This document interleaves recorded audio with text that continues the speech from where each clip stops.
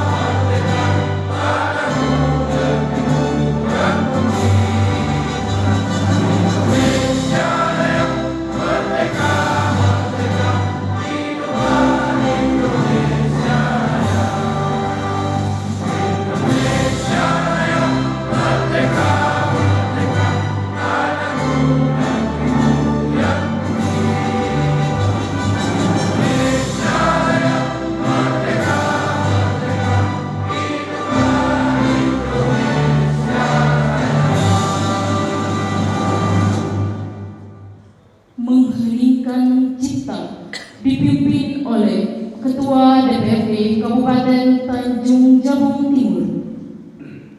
Hadirin, untuk mengenang jasa arwah para pahlawan yang telah gugur mendahului kita, mari sama-sama kita menundukkan kepala seraya berdoa semoga Allah Subhanahu wa taala Tuhan yang Maha Esa menerima dan menempatkan para pahlawan di tempat sebaik-baik tempat di sisinya. Mengeningkan cipta mulai.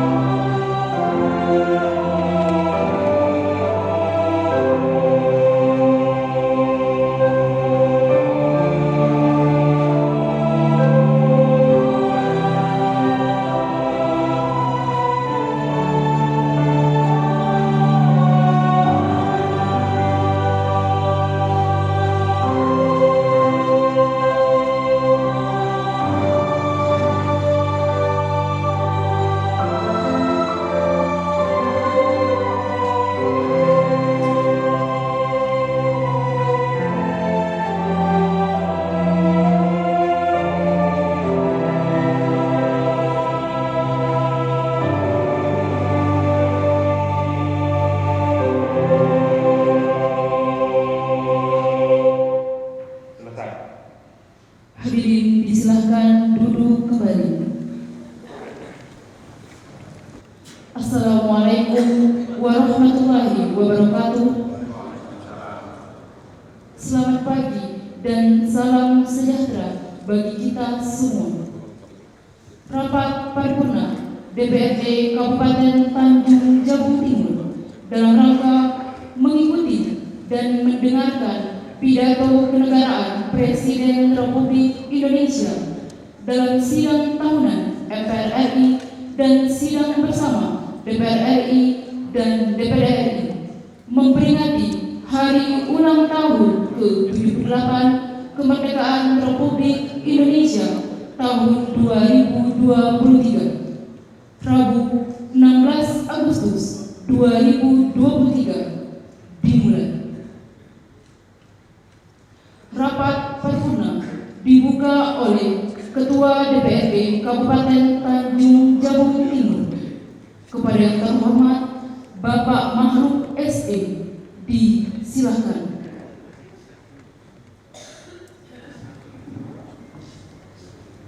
Saudara Bupati, pimpinan dan rekan-rekan anggota DPRD Kabupaten Tanjung Jabung Timur, serta hadirin yang kami hormati.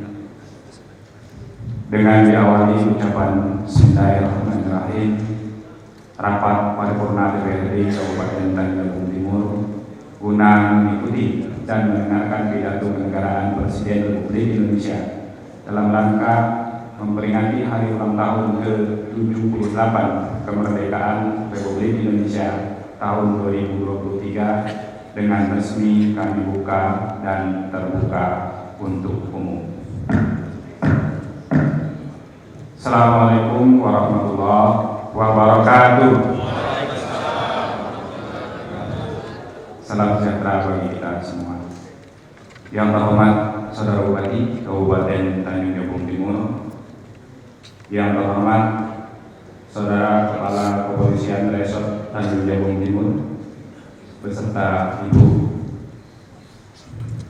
mohon maaf Pak Bupati beserta Ibu, yang terhormat Saudara Kepala Kejaksaan Negeri Kabupaten Tanjung Jabung Timur, yang terhormat Saudara Dandim 0419 Tanjung Jabung atau yang mewakili beserta Ibu, yang terhormat Saudara Ketua Pengadilan Negeri Tanjung Jabung Timur, yang terhormat Saudara pimpinan dan anggota DPRD Kabupaten Tanjung Jabung Timur, yang terhormat Saudara Sekretaris Daerah dan pejabat struktural lingkup pemerintah Kabupaten Tanjung Jabung Timur, yang terhormat Saudara Kepala Instansi Vertikal lingkup Pemkab Tanjung Jabung Timur atau yang mewakili, yang terhormat Ketua KPU, Ketua Bawaslu, Kepala BNN, Kepala Lapas Kabupaten Tanjung Jabung Timur atau yang mewakili, yang terhormat Saudara para pimpinan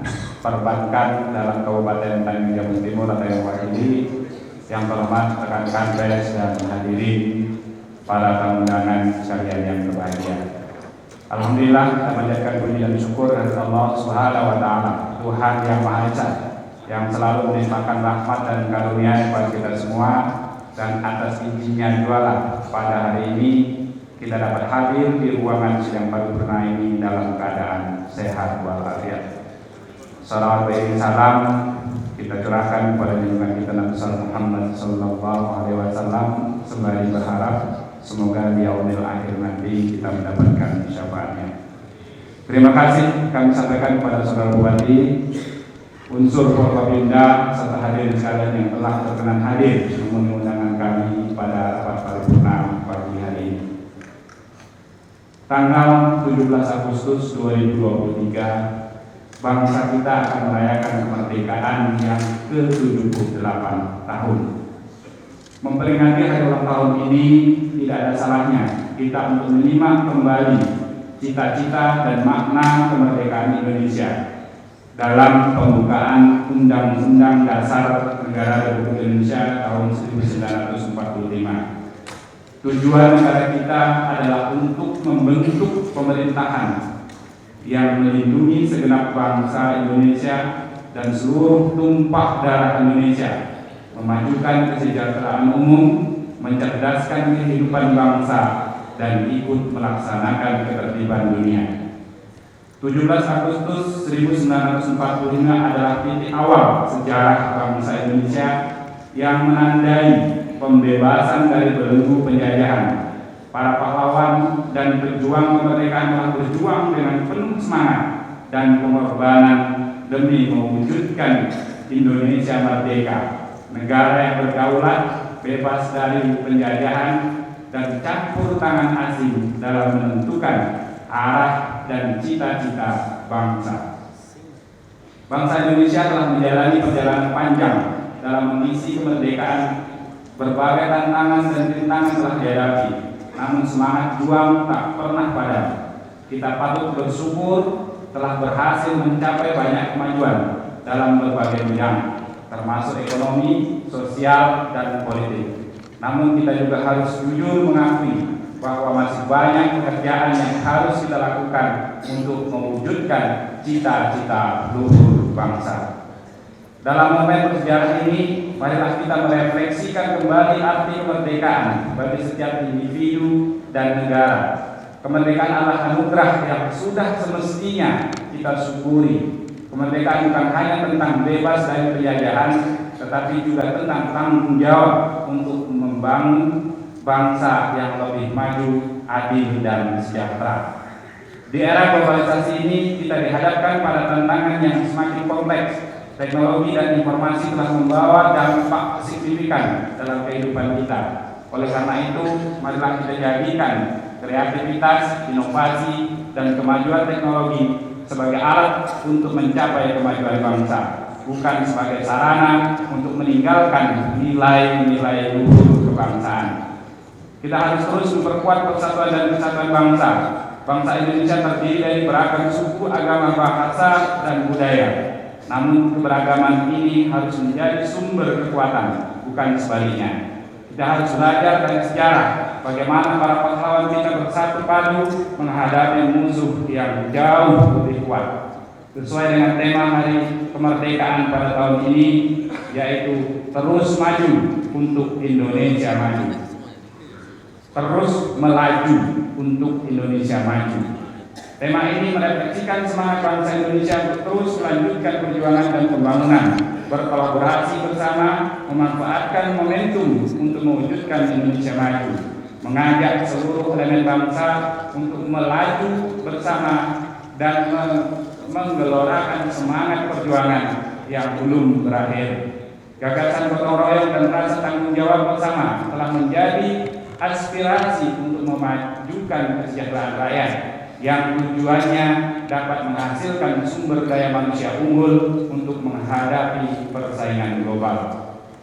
Terus melaju untuk Indonesia maju, mengajak kita untuk melihat ke depan, merencanakan masa depan yang lebih baik, dan terus berusaha keras untuk mencapainya. Bangsa kita memiliki potensi yang luar biasa, dari kekayaan alam hingga keberagaman budaya dan sumber daya manusia yang berbakat. Mari kita manfaatkan semua potensi ini dengan bijak demi menciptakan Indonesia yang lebih maju, adil, dan sejahtera. Saudara bupati serta hadirin sidang dewan yang terhormat, dalam memperingati hari ulang tahun ke-78 kemerdekaan Republik Indonesia tahun 2023, Presiden Republik Indonesia akan menyampaikan pidato kenegaraan pada sidang tahunan MPR dan sidang bersama DPR RI dan DPD RI di ruang Nusantara Gedung MPR DPR DPD Republik Indonesia, serta pidato Presiden Republik Indonesia dalam rangka penyampaian keterangan pemerintah atas rancangan undang-undang tentang anggaran pendapatan dan belanja negara tahun anggaran 2024 beserta nota keuangan dan dokumen pendukungnya yang nanti akan dilaksanakan pada pukul 13.30 waktu Indonesia Barat. Untuk itu, marilah kita ikuti dan dengarkan pidato kenegaraan Presiden Republik Indonesia dalam rangka memperingati hari ulang tahun ke-78 kemerdekaan Republik Indonesia tahun 2023. Kami persilakan kepada pembawa acara untuk memandu acara. Dilanjutkan dengan mendengarkan pidato kenegaraan Presiden Republik Indonesia. Kepada yang terhormat Bupati Tanjung Jabung Timur serta pimpinan DPRD disilakan untuk mengambil tempat yang telah disediakan.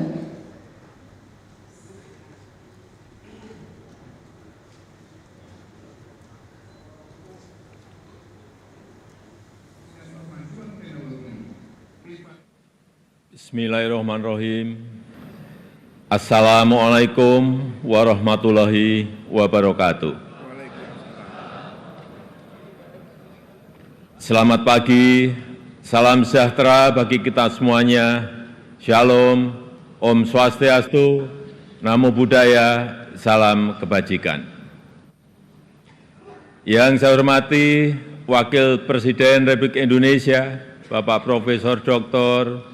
Kiai Haji Ma'ruf Amin beserta Ibu Wuri Estu Ma'ruf Amin, Yang saya hormati Ketua, para Wakil Ketua, dan para anggota Majelis Permusyawaratan Rakyat Republik Indonesia.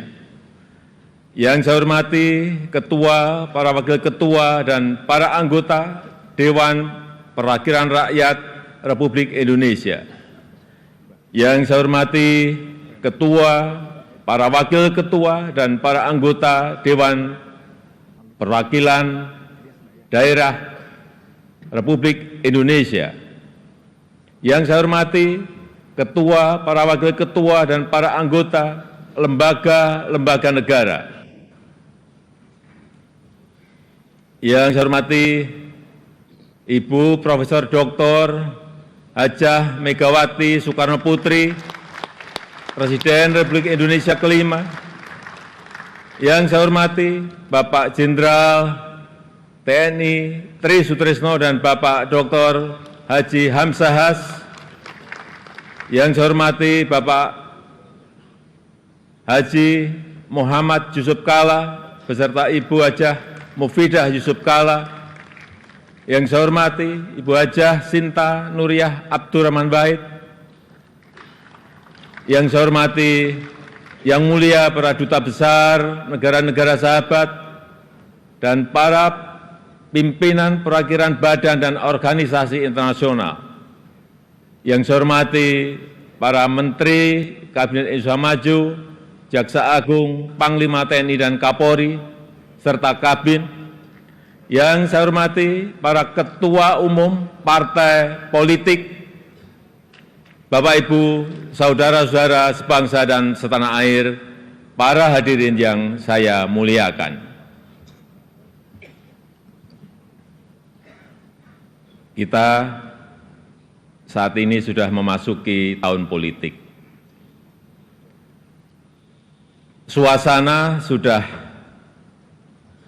hangat-hangat kuku dan sedang tren ini di kalangan politisi dan parpol.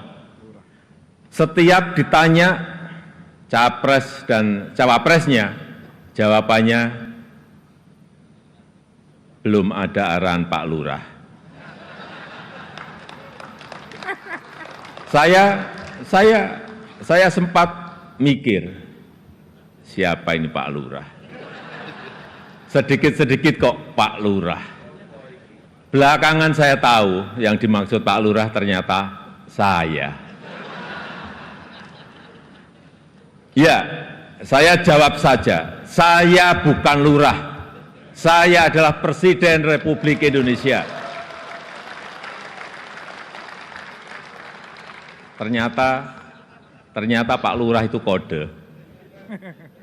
Tapi perlu saya tegaskan, saya ini bukan ketua umum parpol, bukan ketua umum partai politik, bukan juga ketua koalisi partai. Dan sesuai ketentuan undang-undang, yang menentukan capres dan cawapres itu adalah partai politik dan koalisi partai politik. Jadi saya ingin mengatakan itu bukan wewenang saya, bukan wewenang Pak Lurah, bukan wewenang Pak Lurah. Sekali lagi, walaupun saya paham ini sudah menjadi nasib seorang presiden untuk dijadikan paten-patenan dalam bahasa Jawa, dijadikan alibi, dijadikan tameng, bahkan walau kampanye belum mulai, foto saya banyak dipasang di mana-mana. Ya, saya harus ngomong apa adanya. Saya ke provinsi A, ada. Ke kota B, ada. Ke kabupaten C, ada juga. Sampai ke tikungan-tikungan desa saya lihat, ada juga. Tapi bukan foto saya sendirian. Ada di sebelahnya bareng capres. Ya, saya kira menurut saya juga enggak apa-apa, boleh-boleh saja. Bapak Ibu yang saya muliakan, posisi presiden itu tidak senyaman yang dipersepsikan. Ada tanggung jawab besar yang harus diemban, banyak permasalahan rakyat yang harus diselesaikan. Dan dengan adanya media sosial seperti sekarang ini, apapun bisa disampaikan kepada presiden. Mulai dari masalah rakyat di pinggiran, sampai kemarahan, sampai ejekan, dan bahkan makian, dan fitnahan, bisa dengan mudah disampaikan dengan media sosial. Saya tahu ada yang mengatakan saya ini bodoh,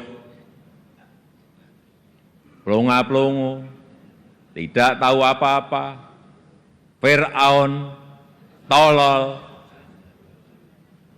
Ya enggak apa-apa. Sebagai pribadi saya menerima saja. Tapi yang membuat saya sedih, budaya santun dan budaya dan budi pekerti luhur bangsa ini kok kelihatannya mulai hilang.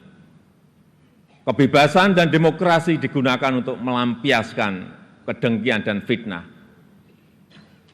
Polusi di wilayah budaya ini, sekali lagi polusi di wilayah budaya ini sangat melukai keluhuran budi pekerti bangsa Indonesia yang besar. Memang tidak semua seperti itu.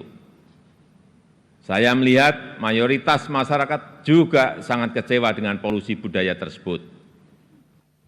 Cacian dan makian yang ada justru membangunkan nurani kita semua, nurani bangsa untuk bersatu menjaga moralitas ruang publik, bersatu menjaga mentalitas masyarakat, sehingga kita bisa tetap melangkah maju, menjalankan transformasi bangsa menuju Indonesia maju, menuju Indonesia emas 2045.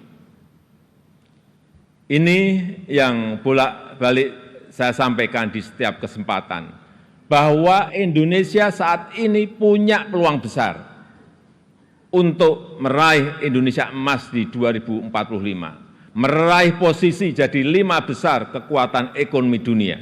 Kita punya kesempatan, dan tidak hanya peluangnya saja, tetapi strategi meraihnya sudah ada, sudah dirumuskan. Tinggal apakah kita mau memfokuskan energi kita untuk bergerak maju, atau justru membuang energi kita untuk hal-hal yang tidak produktif, yang memecah belah, bahkan yang membuat kita melangkah mundur. Bapak, Ibu, saudara-saudara sebangsa dan setanah air, para hadirin yang saya muliakan. Bonus demografi yang akan mencapai puncak di tahun 2030-an adalah peluang besar kita untuk meraih Indonesia emas 2045. 68% adalah penduduk usia produktif. Disinilah kunci peningkatan produktivitas nasional kita. Selanjutnya, peluang besar yang kedua adalah international trust yang dimiliki Indonesia saat ini, yang dibangun bukan sekedar melalui gimmick dan retorika semata, melainkan melalui sebuah peran dan bukti nyata keberanian Indonesia dalam bersikap.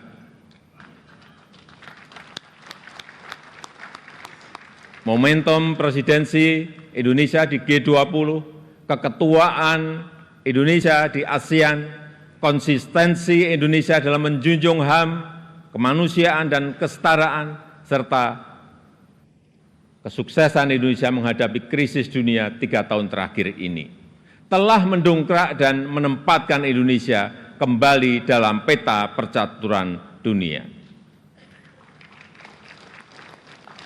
Dan di tengah kondisi dunia yang bergolak akibat perbedaan Indonesia dengan Pancasilanya, dengan harmoni keberagamannya, dengan prinsip demokrasinya mampu menghadirkan ruang dialog, mampu menjadi titik temu dan menjembatani perbedaan yang ada.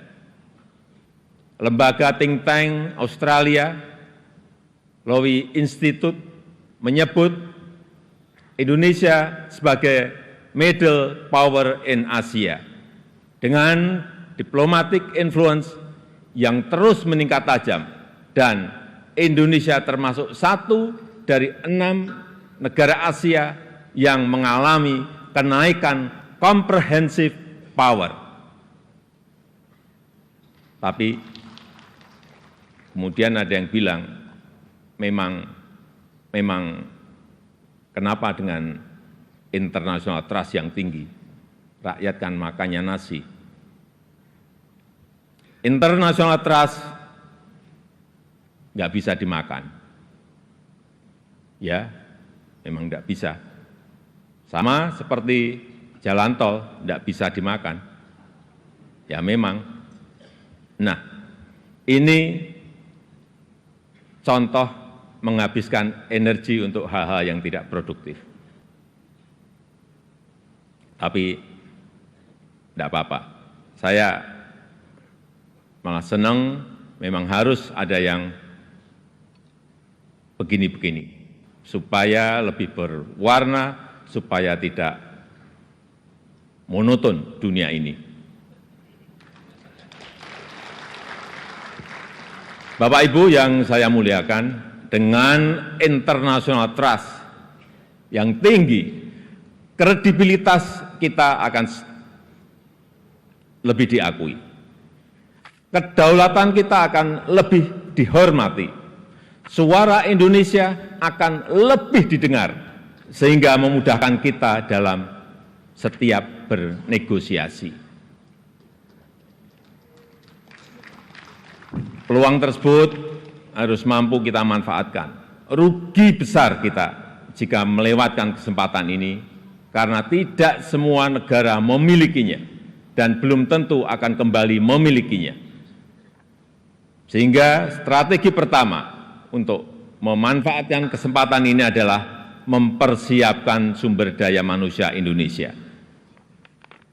Kita telah berhasil menurunkan angka stunting menjadi 21,6% di 2022 dari angka sebelumnya 37%. Menaikkan indeks pembangunan manusia menjadi 72,9 di 2022. Menaikkan indeks pemberdayaan gender menjadi 76,5 di tahun 2022. Menyiapkan anggaran perlindungan sosial total kalau dijumlah dari 2015 sampai 2023 sebesar 3.212 triliun, termasuk di dalamnya Kartu Indonesia Sehat, Kartu Indonesia Pintar, KIP Kuliah, PKH, Kartu Sembako, serta perlindungan kepada lansia, penyandang disabilitas, dan kelompok-kelompok rentan lainnya, serta reskilling dan upskilling tenaga kerja melalui Balai Latihan Kerja dan program Kartu Prakerja. Di saat yang sama, SDM yang telah kita persiapkan harus mendapatkan lapangan kerja untuk menghasilkan produktivitas nasional. Sehingga kita juga harus mengembangkan sektor ekonomi baru yang membuka lapangan kerja sebanyak-banyaknya, yang memberikan nilai tambah sebesar-besarnya. Disinilah peran sektor ekonomi hijau dan hilirisasi sebagai window opportunity kita untuk meraih kemajuan. Karena Indonesia sangat kaya sumber daya alam, termasuk bahan mineral, hasil perkebunan, hasil kelautan, serta sumber energi baru dan terbarukan. Tapi kaya SDA saja, kaya sumber daya alam saja tidak cukup. Jadi pemilik saja juga tidak cukup. Karena itu akan membuat kita menjadi bangsa pemalas yang hanya menjual bahan mentah kekayaannya, tanpa ada nilai tambah, tanpa ada keberlanjutan. Saya ingin tegaskan, Indonesia tidak boleh seperti itu. Indonesia harus menjadi negara yang juga mampu mengolah sumber dayanya, mampu memberikan nilai tambah dan mensejahterakan rakyatnya. Dan ini bisa kita lakukan melalui hilirisasi yang sudah ratusan kali saya sampaikan, puluhan kali saya sampaikan. Hilirisasi yang ingin kita lakukan adalah hilirisasi yang melakukan transfer teknologi, yang memanfaatkan sumber energi baru dan terbarukan, serta meminimalisir dampak lingkungan. Pemerintah telah mewajibkan perusahaan tambang sekarang ini untuk membangun pusat pembibitan, membangun pusat persemaian, untuk menghutankan kembali lahan pasca tambang, pasca penambangan. Hilirisasi yang ingin kita lakukan adalah hilirisasi yang tidak hanya pada komoditas mineral, tapi juga non-mineral, seperti sawit, rumput laut, kelapa, dan komoditas-komoditas potensial lainnya, yang mengoptimalkan kandungan lokal, yang bermitra dengan UMKM, bermitra dengan petani, bermitra dengan nelayan, sehingga manfaatnya terasa langsung bagi rakyat kecil. Upaya ini sedang kita lakukan dan harus terus dilanjutkan. Ini memang pahit bagi para pengekspor bahan mentah. Ini juga mungkin pahit bagi pendapatan negara dalam jangka pendek. Tapi jika ekosistem besarnya sudah terbentuk, jika pabrik pengolahannya sudah beroperasi, saya pastikan ini akan berbuah manis pada akhirnya. Terutama bagi kesejahteraan masyarakat Indonesia. Sebagai gambaran, setelah kita stop ekspor nikel ore di tahun 2020, investasi hilirisasi nikel tumbuh pesat.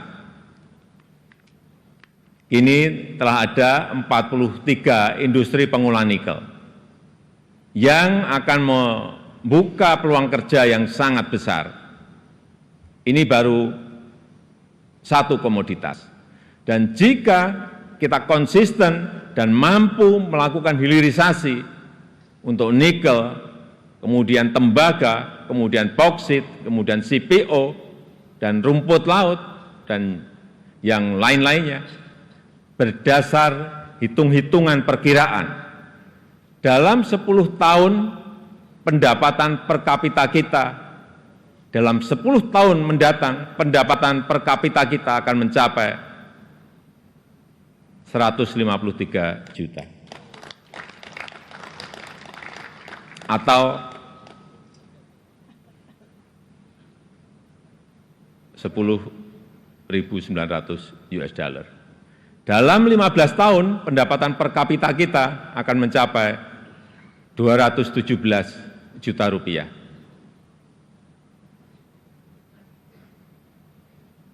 Atau kurang lebih 15.800 US dollar. Dan dalam 22 tahun, pendapatan per kapita kita akan mencapai 331 juta rupiah atau 25.000 US dollar. Sebagai perbandingan, tahun 2022 kemarin kita berada di angka 71 juta rupiah.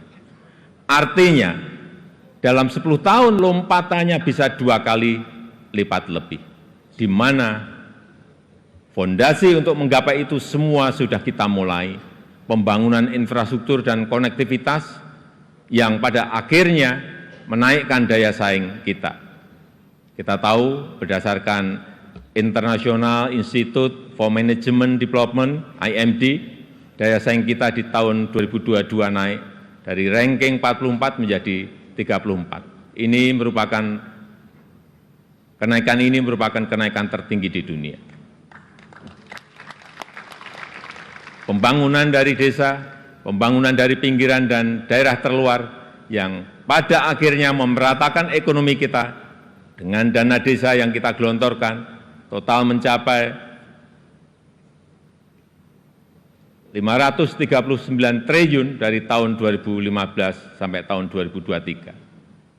Konsistensi reformasi struktural, terutama penyederhanaan regulasi, kemudahan perizinan, kepastian hukum, dan pencegahan korupsi, semua itu menjadi modalitas kita untuk meraih kemajuan. Oleh sebab itu, saya berulang kali menyampaikan kepemimpinan ke depan sangat menentukan masa depan Indonesia. Ini bukan tentang siapa yang jadi presidennya. Bukan itu. Tapi apakah sanggup atau tidak untuk bekerja sesuai dengan apa yang sudah kita mulai saat ini. Apakah berani atau tidak? Mampu konsisten atau tidak? Karena yang dibutuhkan itu adalah nafas yang panjang. Karena kita tidak sedang jalan-jalan sore, kita juga tidak sedang lari sprint, tapi yang kita lakukan harusnya adalah lari maraton untuk mencapai Indonesia emas. Bapak Ibu yang saya muliakan, tantangan ke depan tidaklah mudah. Pilihan kebijakan akan semakin sulit, sehingga dibutuhkan keberanian, dibutuhkan kepercayaan untuk mengambil keputusan yang sulit, dan keputusan yang tidak populer. Oleh sebab itu, menurut saya, pemimpin itu harus punya public trust, karena kepercayaan adalah salah satu faktor penentu bisa berjalan atau tidaknya suatu kebijakan, bisa diikuti atau tidaknya sebuah keputusan. Ini adalah modal politik dalam memimpin sebuah bangsa besar seperti Indonesia. Selain itu, seorang pemimpin juga membutuhkan dukungan dan kerjasama dari seluruh komponen bangsa. Oleh sebab itu, saya ingin mengucapkan terima kasih kepada pimpinan lembaga tinggi negara, para ulama, para tokoh agama, para tokoh masyarakat, dan para pemimpin adat, kepada guru, budayawan, tenaga kesehatan, dan awak media, kepada partai politik, politisi, aparat pemerintah, dan TNI Polri, serta kepada seluruh lapisan masyarakat yang telah memberikan dukungan selama ini. Saya juga menghargai upaya MPR dalam memperkokoh fondasi kebangsaan, meningkatkan pemahaman ideologi bangsa, mengkaji substansi dan bentuk hukum pokok haluan negara, serta menguatkan kerjasama internasional untuk berkontribusi pada pemecahan persoalan global. Dukungan DPR juga sangat luar biasa besar dalam mendukung reformasi struktural, mendukung upaya perbaikan tata kelola pemerintahan, menghindari penyelewengan pengelolaan keuangan negara, dan mempersiapkan pelaksanaan pemilu serentak tahun 2024. DPD sesuai dengan kewenangannya juga telah aktif menyerap aspirasi masyarakat daerah, berperan dalam penyusunan beberapa RUU, dan juga melakukan telaah terhadap sistem tata negara kita. Kontribusi BPK juga sangat signifikan dalam mendorong pertanggungjawaban anggaran serta perbaikan berkelanjutan program prioritas nasional. Upaya MA, Mahkamah Agung, dalam menciptakan keadilan patut diapresiasi melalui peningkatan transparansi peradilan, pengembangan sistem peradilan berbasis elektronik, serta percepatan proses penanganan perkara dengan biaya murah. MK, Mahkamah Konstitusi, juga terbukti semakin cepat dalam menyelesaikan perkara, transparansi dalam proses persidangannya, dan mempermudah pelayanan para pencari keadilan. KY, Komisi Yudisial, terus aktif melakukan advokasi, pelatihan, dan investigasi, menjatuhkan sanksi tegas terhadap hakim yang melanggar untuk menegakkan kehormatan, keluhuran, martabat, dan perilaku hakim. Selain itu, saya juga mengucapkan terima kasih kepada Bank Indonesia, OJK, LPS, KPK, Ombudsman, KPU, Bawaslu, Komnas HAM, dan lembaga-lembaga nasional lainnya yang telah berkontribusi sesuai peran dan kewenangannya. Semoga Allah SWT, Tuhan Yang Maha Esa, senantiasa mempermudah upaya kita dalam meraih Indonesia maju yang kita cita-citakan. Marilah kita bersatu padu, terus melaju untuk Indonesia maju. Dirgahayu Republik Indonesia, dirgahayu negeri Pancasila, merdeka! Merdeka! Merdeka! Terima kasih. Wassalamualaikum warahmatullahi wabarakatuh. Om Santi Santi Santi Om. Namo Buddhaya. Untuk informasi, yang saya pakai ini adalah baju adat dari Tanimbar ke Provinsi Maluku.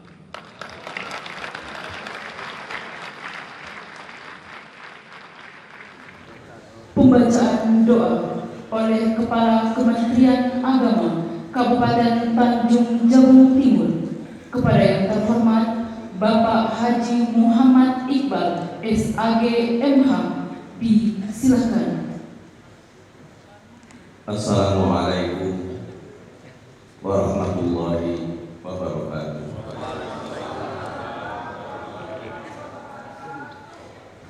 A'udzu billahi minasy syaithanir rajim.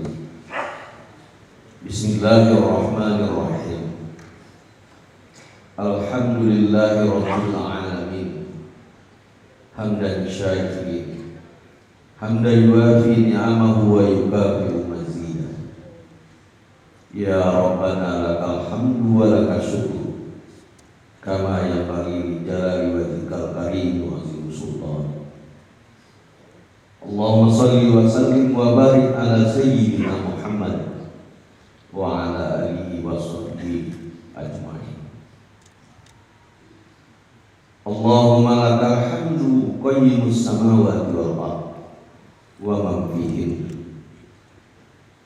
Ya Allah, segenap puji untuk Engkau, dan Engkau mengatur langit dan bumi dan siapa yang ada di dalamnya. Pada hari ini berkenankan kami memanjatkan puji syukur kehadirat karena rahmat dan ridho-Mu, maka kami bisa hadir di tempat yang terhormat ini guna mengikuti rapat paripurna istimewa DPRD Kabupaten Tanjung Jabung Timur, mengikuti pidato Presiden Republik Indonesia dalam rangka HUT ke-78 Kemerdekaan Republik Indonesia tahun 2023. Kami juga bersyukur kepada-Mu ya Allah atas segala nikmat dan keberhasilan yang Engkau telah anugerahkan kepada segenap warga bangsa kami. Oleh karenanya kami memohon kepada-Mu ya Allah, kiranya sidang ini berlangsung dengan baik, tertib dan lancar. Ya Allah, ya Hamid, ya Syakur, bimbinglah kami para hamba-Mu ya Allah, agar bukan hanya pandai mensyukuri nikmat-Mu, tetapi juga pandai bersabar terhadap cobaan. Bukan hanya mampu bersikap ikhlas, tetapi juga mampu bersikap istiqomah. Bukan hanya bisa bersikap kritis, tetapi juga bisa bersikap santun. Bukan hanya berani melakukan kebenaran, tetapi juga takut melakukan pelanggaran. Atas bimbing-Mu ya Allah, kami bukan hanya pandai melihat kelemahan orang lain, tetapi juga pandai melihat kelemahan diri sendiri. Bukan hanya mampu bicara banyak, tetapi juga mampu berbuat banyak. bukan hanya bisa menjadi pemimpin yang baik, tetapi juga bisa menjadi rakyat yang baik. Ya Allah, Ya Hadi, Ya Nasir, masih panjang jalan yang harus kami tempuh, masih besar tantangan yang kami hadapi, masih beragam hambatan yang harus kami lalui, dan masih banyak tanggung jawab yang harus kami emban. Berikanlah kekuatan dan ketegaran ya Allah, terutama kepada para pemimpin dan pemangku kebijakan bangsa kami, untuk mengemban amanah suci ini dengan baik dan berhasil. Ya Allah, Ya Ghafur, Ya Afu, ampunilah seluruh dosa-dosa dan kekeliruan kami, para orang tua kami, dan para pahlawan semua bangsa kami.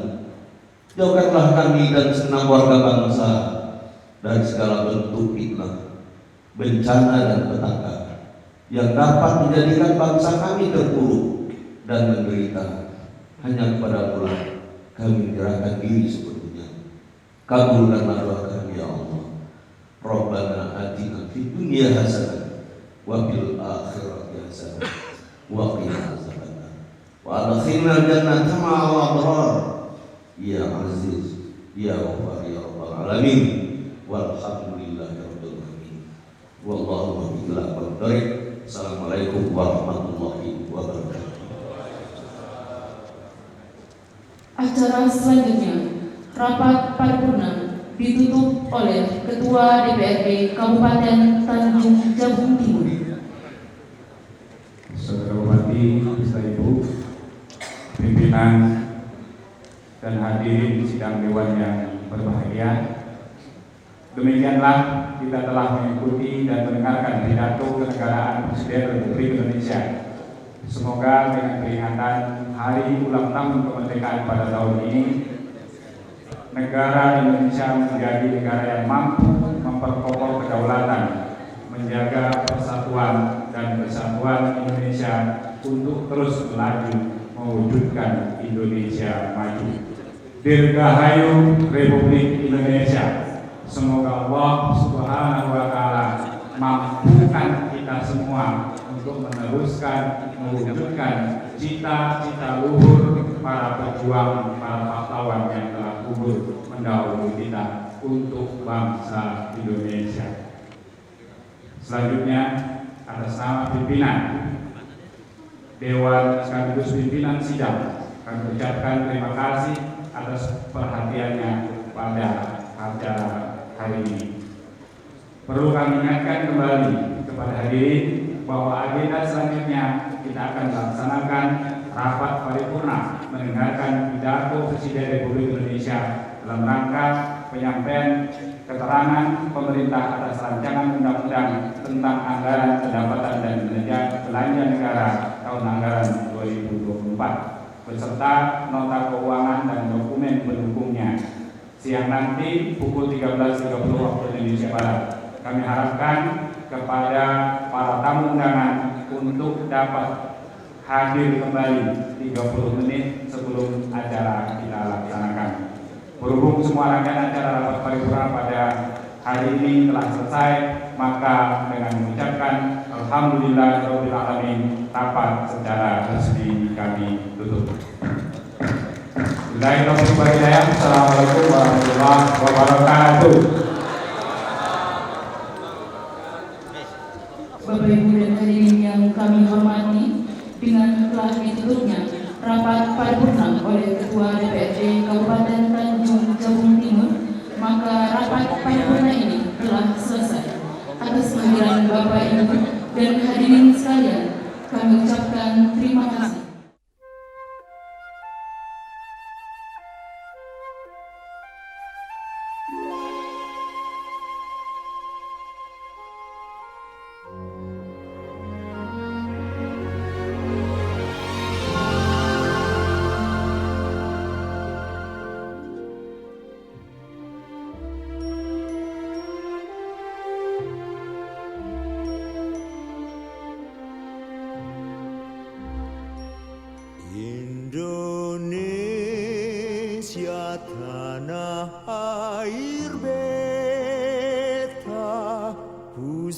Pusaka abadi nan jaya,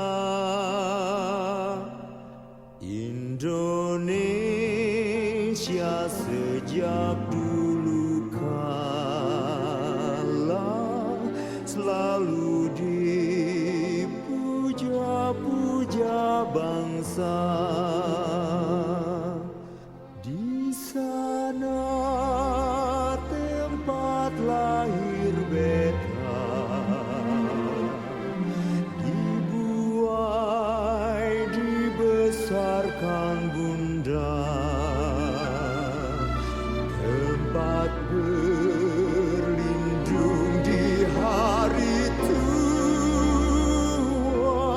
sampai akhir menutup mata.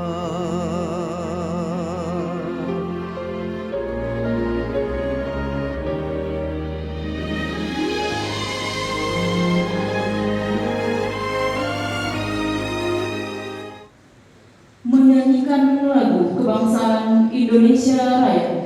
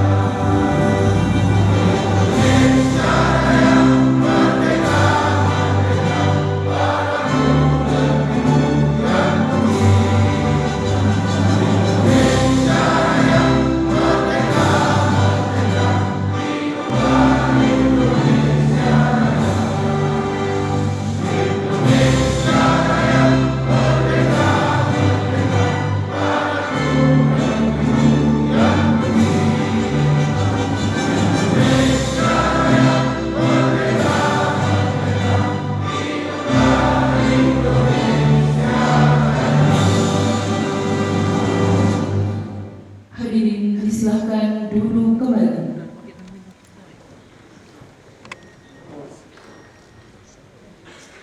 Assalamualaikum warahmatullahi wabarakatuh. Selamat siang dan salam sejahtera bagi kita semua. Bapak Ibu hadirin tamu undangan yang berbahagia, rapat paripurna DPRD Kabupaten Tanjung Jabung Timur dalam rangka mendengarkan pidato kenegaraan Presiden Republik Indonesia tentang penyampaian keterangan pemerintah atas rancangan undang-undang tentang anggaran pendapatan dan belanja negara tahun anggaran 2024 beserta nota keuangan dan dokumen pendukungnya dimulai. Rapat paripurna dibuka oleh Ketua DPRD Kabupaten Tanjung Jabung Timur. Kepada yang terhormat Bapak Mahruf SE, disilahkan. Bismillahirrahmanirrahim. Saudara Bupati, serta Ibu, pimpinan dan rekan-rekan anggota DPRD Kabupaten Tanjung Jabung Timur, serta hadirin yang kami hormati. Rapat paripurna DPRD Kabupaten Tanjung Jabung Timur dalam rangka mengikuti dan mendengarkan pidato kenegaraan Presiden Republik Indonesia tentang penyampaian keterangan pemerintah atas rancangan undang-undang tentang anggaran pendapatan dan belanja negara tahun anggaran 2024 beserta nota keuangan dan dokumen pendukungnya dengan resmi kami buka dan terbuka untuk umum.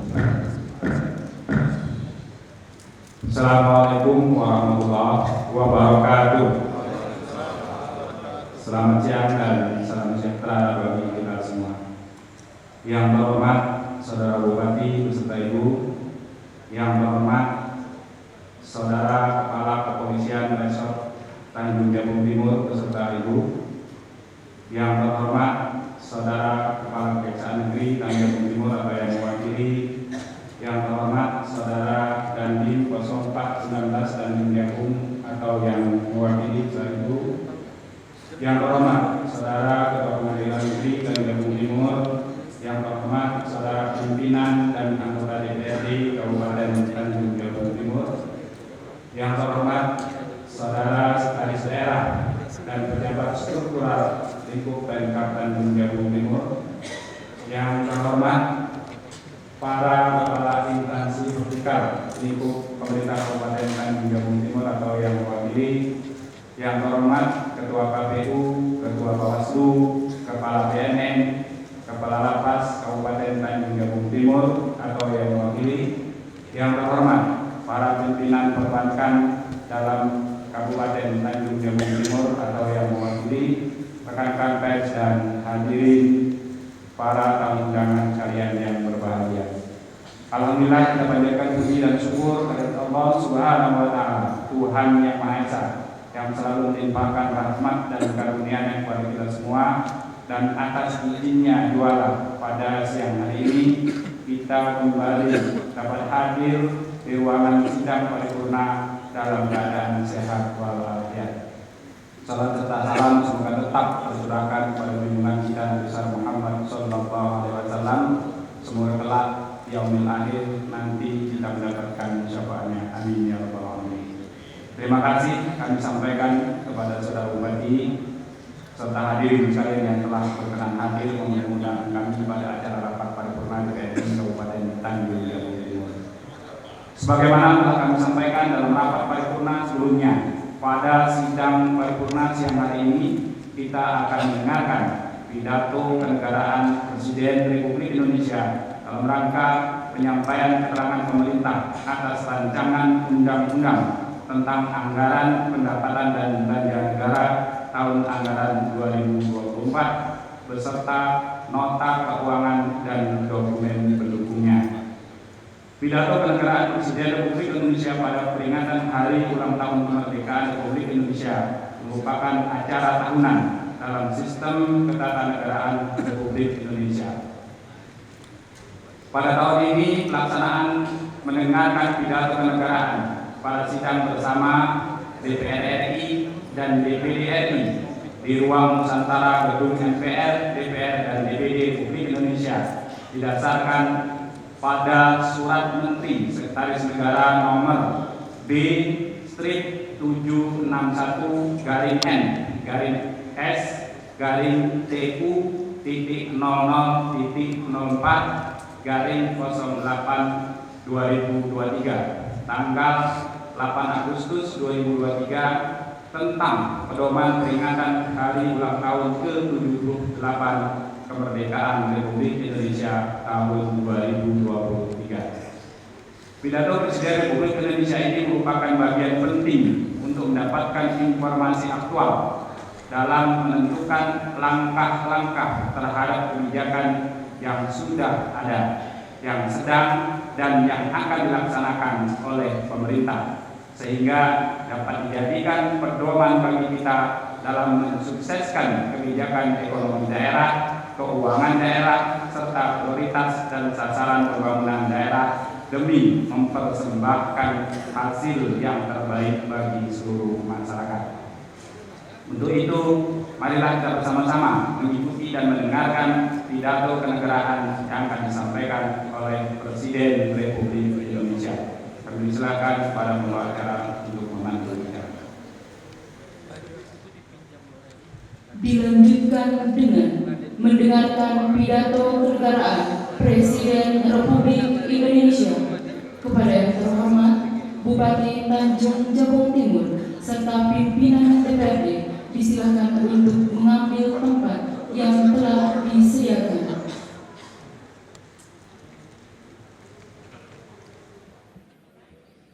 Bismillahirrahmanirrahim. Assalamualaikum warahmatullahi wabarakatuh. Selamat siang, salam sejahtera bagi kita semuanya. Shalom, Om Swastiastu, Namo Buddhaya, salam kebajikan. Yang saya hormati Wakil Presiden Republik Indonesia, Bapak Profesor Dr. Kiai Haji Ma'ruf Amin. Yang saya hormati pimpinan dan anggota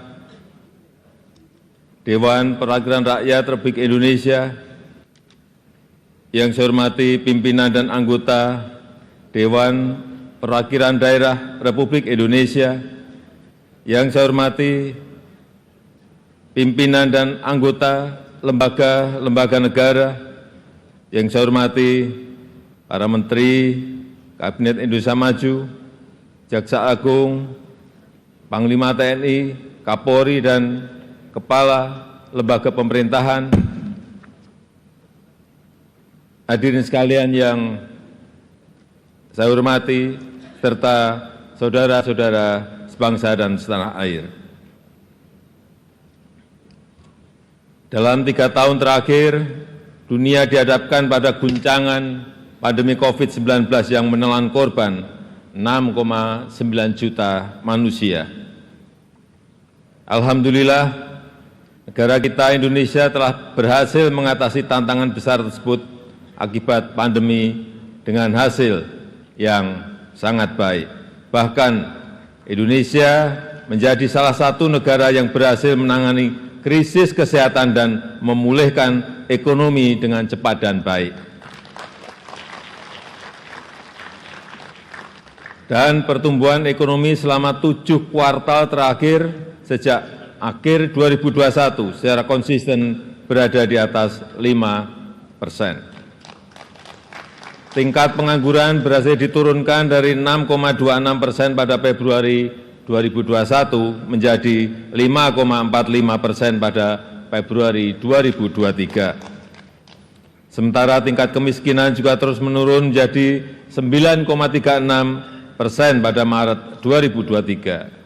Begitu juga dengan kemiskinan ekstrim yang turun dari 2,04% pada Maret 2022 menjadi 1,12% pada Maret 2023. Pemulihan ekonomi yang cepat dan kuat telah membawa Indonesia naik kelas, masuk kembali ke dalam kelompok negara berpendapatan menengah atas di tahun 2022. Pemulihan ekonomi Indonesia terus berlanjut. Semester 1 2023 ekonomi nasional tumbuh 5,1%. Inflasi Indonesia juga semakin terkendali dan mencapai 3,1% sampai dengan Juli 2023. Kebijakan fiskal Indonesia termasuk salah satu yang paling efektif dalam menangani pandemi dan menjaga pertumbuhan ekonomi. Defisit fiskal Indonesia sudah kembali di bawah 3% PDB, 1 tahun lebih cepat dari rencana awal. Rasio utang Indonesia juga salah satu yang paling rendah di antara kelompok negara G20 dan ASEAN, bahkan sudah menurun dari 40,7% PDB di tahun 2021 menjadi 37,8% per Juli 2023. Sebagai perbandingan, rasio utang Malaysia saat ini berada di tingkat 66,3% PDB, Tiongkok 77,1% dan India 83,1%. Hadirin yang saya hormati, saudara-saudara sebangsa dan setanah air, sidang dewan yang kami muliakan. Kita menyaksikan perubahan lanskap global yang sangat cepat, khususnya karena pergeseran geopolitik. Fragmentasi global menciptakan disrupsi rantai pasok yang meningkatkan risiko pangan, risiko krisis pangan, energi, serta keuangan dunia. Konstelasi global harus disikapi dengan strategi kebijakan yang jitu dan antisipatif. Kebijakan ekonomi dan fiskal harus mampu mentransformasi ekonomi untuk menghadapi tantangan hari ini dan hari depan. Ketahanan pangan dan energi serta transformasi manufaktur menjadi sangat penting. Di sisi lain, industri pertahanan harus dibangun secara kompetitif untuk menjawab kebutuhan pertahanan keamanan Indonesia. Dunia juga dihadapkan pada potensi krisis akibat perubahan iklim. Transisi penggunaan energi hijau perlu dilaksanakan secara progresif, namun tetap adil dan terjangkau. Potensi nilai ekonomi hayati Indonesia harus kita manfaatkan sebagai faktor penting dalam mengembangkan dan meningkatkan investasi hijau di dalam negeri. Selain itu, perkembangan digitalisasi dan artificial intelligence diperkirakan akan mendominasi kehidupan perekonomian dunia termasuk di Indonesia. Disrupsi ini harus dihadapi dengan strategi yang tepat. Pembangunan kualitas sumber daya manusia, infrastruktur fisik dan non-fisik terkait dengan teknologi informasi harus ditingkatkan. Struktur penduduk muda akibat bonus demografi kita manfaatkan secara maksimal. Transformasi ekonomi terus dilanjutkan untuk meningkatkan daya tarik investasi dan pembukaan lapangan kerja yang layak secara masif. Partisipasi Indonesia dalam rantai pasok global, khususnya pada sektor berteknologi tinggi dan ramah lingkungan, harus terus kita dorong. Perbaikan kualitas sumber daya manusia menjadi faktor utama transformasi ekonomi. Pembangunan kualitas SDM yang sehat, produktif, dan inovatif juga menjamin inklusivitas serta keadilan terus dilakukan. Maka upaya menghapus kemiskinan ekstrem, stunting, dan pembangunan daerah terpencil harus berhasil. Oleh karena itu, seluruh tantangan global dan nasional harus kita jawab dengan tepat dan efektif. Peran APBN sangat penting dan strategis dalam mendukung, memfasilitasi, serta menentukan arah kebijakan ekonomi, sosial, dan daya saing pertahanan dan keamanan nasional. Kebijakan fiskal ke depan dirancang dengan tujuan mengakselerasi target dan prioritas pembangunan nasional. Agenda transformasi ekonomi termasuk hilirisasi sumber daya alam, baik hasil tambang maupun pangan akan terus dilanjutkan. Perlindungan dan perbaikan kesejahteraan masyarakat, khususnya yang berpendapatan rendah, juga akan tetap menjadi fokus penting untuk menopang perbaikan struktural secara fundamental. Hadirin yang saya muliakan serta Bapak, Ibu, Saudara-saudara sebangsa setanah air, mempertimbangkan potensi perekonomian yang kita miliki, serta dengan tetap memperhitungkan risiko-risiko yang akan datang, maka asumsi dasar ekonomi makro sebagai landasan penyusunan RAPBN 2024 adalah sebagai berikut. Pertumbuhan ekonomi 2024 diperkirakan sebesar 5,2%. Stabilitas ekonomi makro akan terus dijaga, situasi kondusif dan damai pada pemilu dan pilkada serentak 2024 harus kita wujudkan. Implementasi beberapa undang-undang baru juga akan memberikan manfaat positif pada penguatan struktural. Selanjutnya, inflasi akan tetap dijaga pada kisaran 2,8%. Peran APBN akan tetap dioptimalkan untuk memitigasi tekanan inflasi, baik akibat perubahan iklim maupun gejolak eksternal. Koordinasi yang kuat antara anggota forum tim pengendalian inflasi pusat dan daerah akan terus dijaga. Rata-rata nilai tukar rupiah diperkirakan bergerak di sekitar Rp15.000 per dolar Amerika Serikat. Sementara rata-rata suku bunga surat berharga negara 10 tahun diprediksi pada level 6,7%. Koordinasi anggota Komite Stabilitas Sektor Keuangan akan selalu antisipatif dan responsif dalam menghadapi potensi gejolak eksternal. Harga minyak mentah Indonesia ICP diperkirakan berada pada $80 per barel. Di sisi lain, lifting minyak dan gas bumi diperkirakan masing-masing mencapai 625.000 barel per hari dan 1,03 juta barel setara minyak per hari.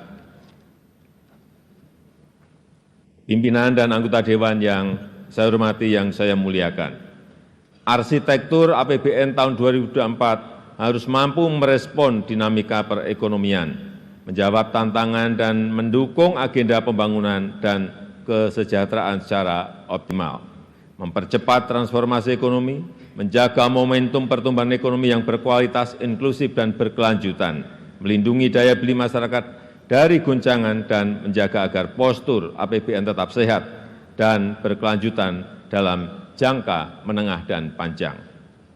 APBN tahun 2024 didesain untuk menjawab tantangan saat ini sekaligus di masa yang akan datang.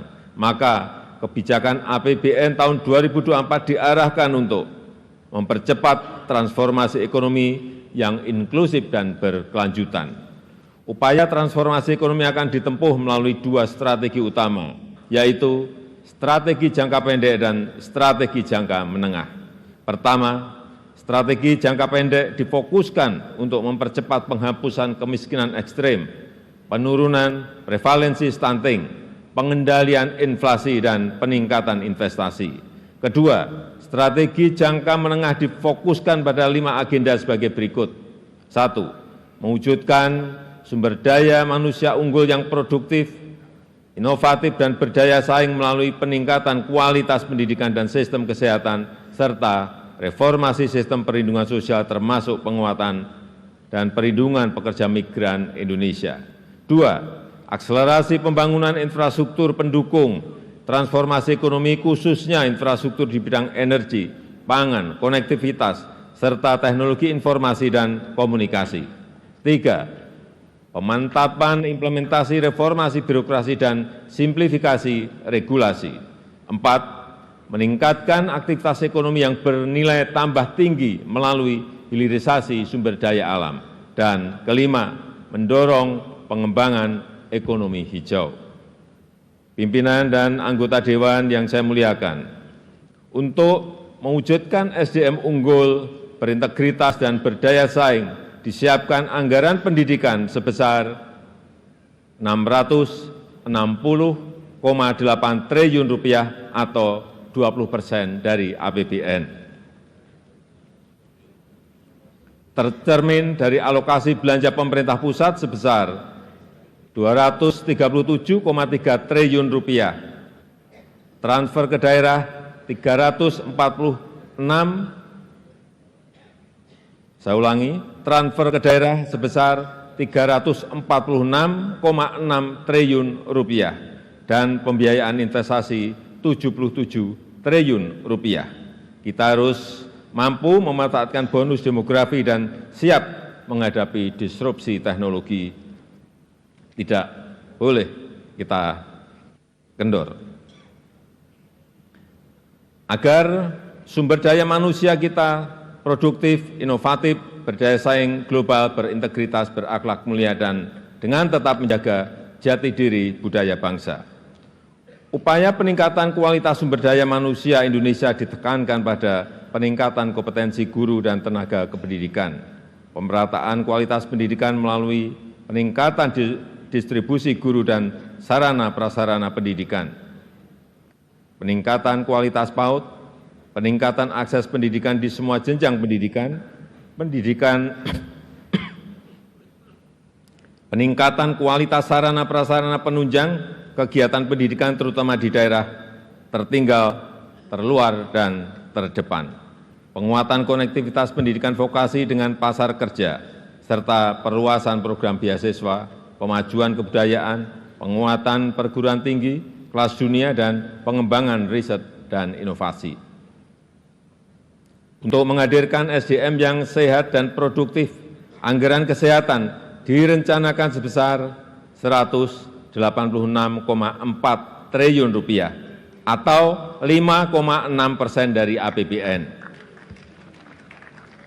Anggaran tersebut diarahkan untuk transformasi sistem kesehatan, mendorong berkembangnya industri farmasi yang kuat dan kompetitif, meningkatkan akses dan kualitas layanan primer dan rujukan, menjamin tersedianya fasilitas layanan kesehatan yang andal dari hulu ke hilir mengefektifkan program JKN, serta mempercepat penurunan prevalensi stunting agar mencapai 14% di tahun 2024, yang dilakukan melalui perluasan cakupan seluruh kabupaten kota di Indonesia dengan penguatan sinergi berbagai institusi. Untuk mempercepat penurunan kemiskinan dan meningkatkan kesejahteraan serta pembangunan SDM jangka panjang untuk memutus rantai kemiskinan, anggaran perlindungan sosial dialokasikan sebesar Rp493,5 triliun. Sejalan dengan hal tersebut, reformasi program perlindungan sosial diarahkan pada penyempurnaan perlindungan sosial sepanjang hayat dan adaptif, subsidi tepat sasaran dan berbasis target penerima manfaat, perbaikan basis data penerima antara lain melalui penguatan data registrasi sosial ekonomi, serta percepatan penghapusan kemiskinan ekstrem pada tahun 2024. Untuk mendorong produktivitas, mobilitas, dan konektivitas serta pemerataan yang berkeadilan, anggaran infrastruktur dialokasikan sebesar Rp422,7 triliun yang diarahkan untuk penguatan penyediaan pelayanan dasar, peningkatan produktivitas melalui infrastruktur konektivitas dan mobilitas, peningkatan jaringan irigasi melalui pembangunan bendungan, saluran irigasi primer, sekunder, dan tersier, penyediaan infrastruktur di bidang energi dan pangan yang terjangkau dan berkelanjutan, pemerataan akses teknologi informasi dan komunikasi, serta mendukung proyek-proyek strategis termasuk pembangunan IKN. Strategi transformasi ekonomi di bidang ketahanan pangan dialokasikan sebesar Rp108,8 triliun yang diprioritaskan untuk peningkatan ketersediaan, akses, dan stabilisasi harga pangan, peningkatan produksi pangan domestik, penguatan kelembagaan petani, dan dukungan pembiayaan serta perlindungan usaha tani, percepatan pembangunan dan rehabilitasi infrastruktur pangan, serta pengembangan kawasan food estate, dan penguatan cadangan pangan nasional. Untuk mendorong agar aktivitas ekonomi bernilai tambah tinggi, diantaranya dilakukan dengan mendorong hilirisasi sumber daya alam. Dukungan fiskal telah diberikan berupa insentif perpajakan dan berbagai insentif fiskal lainnya. Selama ini telah diberikan dukungan terhadap pengembangan kendaraan bermotor listrik berbasis baterai. Hal ini untuk mendorong percepatan transformasi ekonomi untuk penciptaan nilai tambah yang tinggi, perluasan kesempatan kerja, dan penggunaan energi yang ramah lingkungan sehingga dapat menurunkan emisi serta efisiensi subsidi energi. Untuk menjaga agar pelaksanaan transformasi berjalan efektif, maka reformasi birokrasi harus terus diperkuat. Pelaksanaan reformasi birokrasi harus dijalankan secara konsisten dan berhasil guna. Perbaikan kesejahteraan, tunjangan, dan remunerasi ASN dilakukan berdasarkan kinerja dan produktivitas. RAPBN 2024 mengusulkan perbaikan penghasilan berupa kenaikan gaji untuk ASN pusat dan daerah TNI Polri sebesar 8%, dan kenaikan untuk pensiunan sebesar 12%, yang diharapkan akan meningkatkan kinerja serta mengakselerasi transformasi ekonomi dan pembangunan nasional. Industri pertahanan keamanan juga terus didorong agar maju dan mandiri dengan dukungan APBN, antara lain dimanfaatkan untuk pemenuhan kebutuhan alutsista secara bertahap dengan didukung industri pertahanan di dalam negeri untuk memenuhi kekuatan pokok minimum. Pimpinan dan anggota Dewan yang saya muliakan, pemerintah juga terus mendorong agar sinergi pusat dan daerah semakin baik. Untuk itu, kebijakan transfer ke daerah diarahkan semakin berkualitas, dan memberi manfaat nyata bagi masyarakat melalui langkah-langkah sebagai berikut. 1. Harmonisasi belanja pusat dan daerah, terutama dalam upaya mendukung program prioritas nasional termasuk transformasi ekonomi. 2. Mempertajam pengelolaan dan penggunaan transfer ke daerah, terutama untuk meningkatkan kualitas pelayanan publik dan pembangunan daerah yang inklusif.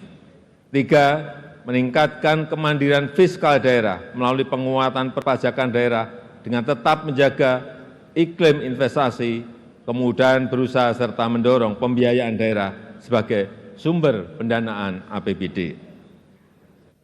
Pimpinan dan anggota Dewan yang saya hormati, untuk menjalankan agenda pembangunan tersebut, pendapatan negara pada tahun 2024 didorong lebih optimal dengan tetap menjaga iklim investasi, keberlanjutan dunia usaha, dan kelestarian lingkungan. Optimalisasi penerimaan pajak ditempuh dengan pertama, menjaga efektivitas reformasi perpajakan untuk perluasan basis pajak, peningkatan kepatuhan, dan penggalian potensi. Kedua, implementasi sistem inti perpajakan serta perbaikan tata kelola dan administrasi perpajakan. Yang ketiga, implementasi nomor induk kependudukan sebagai nomor pokok wajib pajak dalam rangka meningkatkan rasio perpajakan. Yang keempat, pemberian berbagai insentif perpajakan yang tepat dan terukur diharapkan mampu mendorong percepatan pemulihan dan peningkatan daya saing investasi nasional, serta memacu transformasi ekonomi.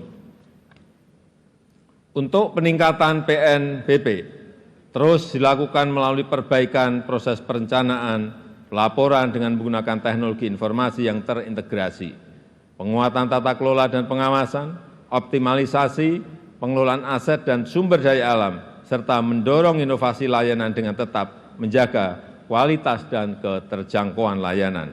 Dengan kebijakan fiskal yang ekspansif, pemerintah menjaga pembiayaan tetap prudent, tetap hati-hati, inovatif, dan berkelanjutan melalui pengembangan skema KPBU, termasuk penguatan peran BUMN, BLU, lembaga pengelola investasi, dan badan penugasan khusus. Peningkatan efektivitas pembiayaan investasi, khususnya kepada BUMN dan BLU, yang diarahkan untuk penyelesaian infrastruktur strategis pusat dan daerah, serta sinergi pembiayaan dan belanja. Pembiayaan investasi untuk peningkatan akses pembiayaan bagi masyarakat berpenghasilan rendah, UMKM dan ultra mikro, pemanfaatan saldo anggaran lebih untuk menjaga stabilitas ekonomi dan antisipasi ketidakpastian, serta peningkatan pengelolaan manajemen kas yang integratif untuk menjaga bantalan fiskal yang andal dan efisien. Hadirin yang saya hormati, sidang Dewan, saudara-saudara sebangsa dan setanah air, untuk mendukung transformasi ekonomi dan agenda pembangunan serta melindungi masyarakat dari goncangan, postur APBN 2024 harus tetap sehat. Reformasi fiskal terus dilakukan secara komprehensif, baik optimalisasi pendapatan dan melanjutkan penguatan belanja berkualitas serta pembiayaan inovatif dan dikelola secara hati-hati. Dengan mencermati tantangan dan agenda pembangunan serta upaya reformasi fiskal yang komprehensif, maka postur RAPBN 2024 sebagai berikut. Pendapatan negara direncanakan sebesar 2.781,3 triliun rupiah, yang terdiri dari penerimaan perpajakan 2.307,9 triliun rupiah dan PNBP sebesar 473 triliun rupiah serta hibah sebesar 0,4 triliun rupiah. Belanja negara dialokasikan sebesar 3.304,1 triliun rupiah, yang terdiri dari belanja pemerintah pusat sebesar 2.446,5 triliun rupiah dan transfer ke daerah sebesar 857,6 triliun rupiah. Keseimbangan primer negatif Rp25,5 triliun didorong bergerak menuju positif. Defisit anggaran sebesar 2,29% PDB atau sebesar Rp522,8 triliun. Dengan pengelolaan fiskal yang kuat, disertai dengan efektivitas dalam mendorong transformasi ekonomi dan perbaikan kesejahteraan rakyat, maka tingkat pengangguran terbuka di tahun 2024 diharapkan dapat ditekan dalam kisaran 5,0% hingga 5,7%. Angka kemiskinan dalam rentang 6,5% hingga 7,5%. Rasio Gini dalam kisaran 0,374 hingga 0,377. Serta indeks pembangunan manusia dalam rentang 73,99 hingga 74,02. Selain itu, nilai tukar petani (NTP) dan nilai tukar nelayan (NTN) juga ditingkatkan untuk mencapai kisaran masing-masing 105 sampai dengan 108 dan 107 sampai dengan 110. Hadirin yang saya muliakan, demikianlah keterangan pemerintah atas rancangan undang-undang tentang anggaran pendapatan dan belanja negara tahun anggaran 2024 beserta nota keuangannya. Besar harapan kami, pembahasan RAPBN tahun 2024 dapat dilakukan secara konstruktif demi mewujudkan Indonesia maju berdasarkan Pancasila dan Undang-Undang Dasar 1945. Semoga Tuhan Yang Maha Esa senantiasa memberikan rahmat dan ridho-Nya bagi kita semua dalam melaksanakan tugas dan amanah seluruh rakyat Indonesia. Dirgahayu Republik Indonesia, Dirgahayu Negeri Pancasila, Merdeka! Terima kasih. Wassalamualaikum warahmatullahi wabarakatuh. Om Santi Santi Santi Om. Namo Buddhaya.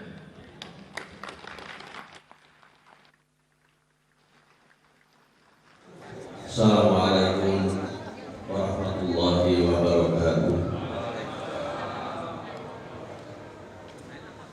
A'udzu billahi minasy syaithanir rajim. Bismillahirrahmanirrahim. Alhamdulillahi rabbil alamin. Hamdan syakirin, hamdan yuwafi ni'amahu wa yukafi'u mazidah. Ya Rabbana lakal hamdu wa lakal syukru kama yanbaghi li jalali wajhikal karim wa 'azimi sultanik. Allahumma salli wa sallim wa barik ala sayyidina Muhammad wa ala alihi wa sahbihi ajma'in. Ya Allah, yang Maha Pengasih lagi Maha Penyayang, kami persembahkan puji dan syukur kehadirat-Mu atas segala rahmat dan karunia-Mu. Pada siang ini kami berkumpul kembali di tempat istimewa ini dalam rangka mengikuti pidato Presiden Republik Indonesia dalam rangka penyampaian rancangan undang-undang tentang APBN tahun anggaran 2024. Kami bermohon acara ini mendapatkan curahan rahmat dan ridho. Oleh karena itu ya Allah, jadikanlah momentum ini sebagai sarana mempererat tali ukhuwah Islamiyah dan silaturahim, guna memperkokoh rasa persatuan dan kesatuan di antara kami ya Allah. Ya Allah, ya Zal Jalali wal Ikram, berikan kami tekad dan kekuatan untuk tetap berada di jalan kebenaran, dan ilhamilah kami melakukan semua kebaikan yang Engkau ridhoi. Ya Allah, turunkanlah ketenangan dan ketegaran dalam hati kami pada setiap cobaan dan goncangan yang merintangi jalan perjuangan kami. Ya Allah, bersihkan hati kami dari segala bentuk kemunafikan, ria, keangkuhan, kesombongan. Penuhilah hati kami dengan keikhlasan, kejujuran dan kerendahan hati. Ya Allah, ilhami kami ketepatan dalam melaksanakan kebenaran, ilhami kami ketepatan dalam mengambil keputusan, jauhkan kami daripada fitnah. Ya Allah, Taburkanlah cinta dan kelembutan ke dalam jiwa kami saat kami menghadapi perbedaan. Kokohkan jiwa kebersamaan kami sebagai anak bangsa, walaupun kami berbeda pandangan, bahkan pilihan, ya Allah. Ya Allah yang Maha Pengampun, ampunilah dosa kami, dosa para pemimpin kami, dosa orang tua kami, para pahlawan yang telah mendahului kami, serta terimalah amal bagian kami, karena Engkaulah Zat yang Maha Pengampun, ya Allah. Rabbana atina fid dunya hasanah wa fil akhirati hasanah wa qina azabannar walhamdulillahi rabbil alamin. Acara selanjutnya, rapat paripurna ditutup oleh Ketua DPRD Kabupaten Tanjung Jabung Timur.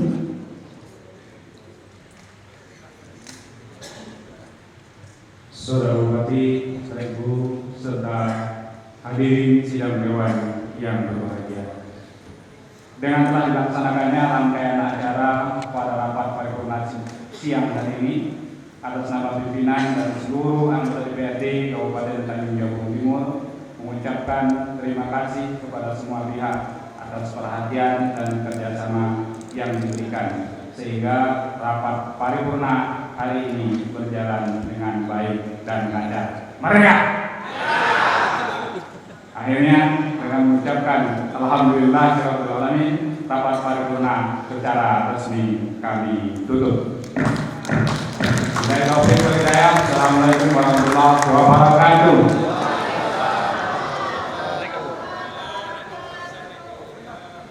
Bapak Ibu serta hadirin yang kami hormati, dengan telah ditutupnya rapat paripurna oleh pimpinan DPRD Kabupaten Tanjung Jabung Timur, maka rapat paripurna pada siang hari ini telah selesai.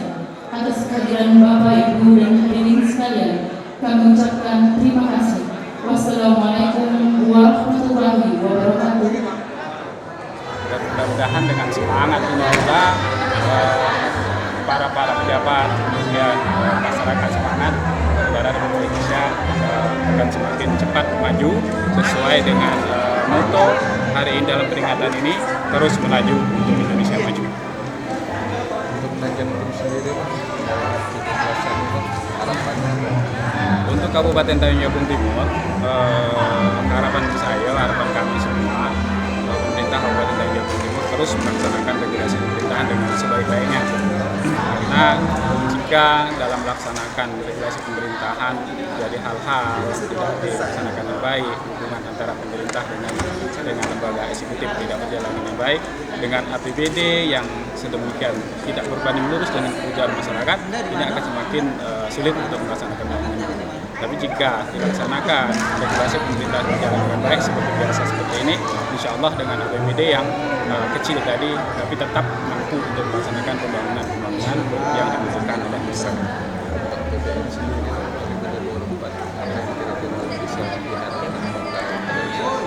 Kalau APBN, kami berharap besar percepatan pembangunan yang sebagaimana dilakukan oleh pemerintah Presiden Republik Indonesia, impres terhadap pembangunan jalan-jalan terpencil itu tetap dilakukan, atau bahkan dipercepat ataupun diperluas lah, ataupun diperbanyak, karena jangkauan pembangunan kita dengan APBD yang sedemikian tidak berbanding lurus tadi itu tidak akan ketemu ujung dengan pangkalnya, karena dibangun hari ini mungkin 2 kilo, yang rusak sudah 2 kilo.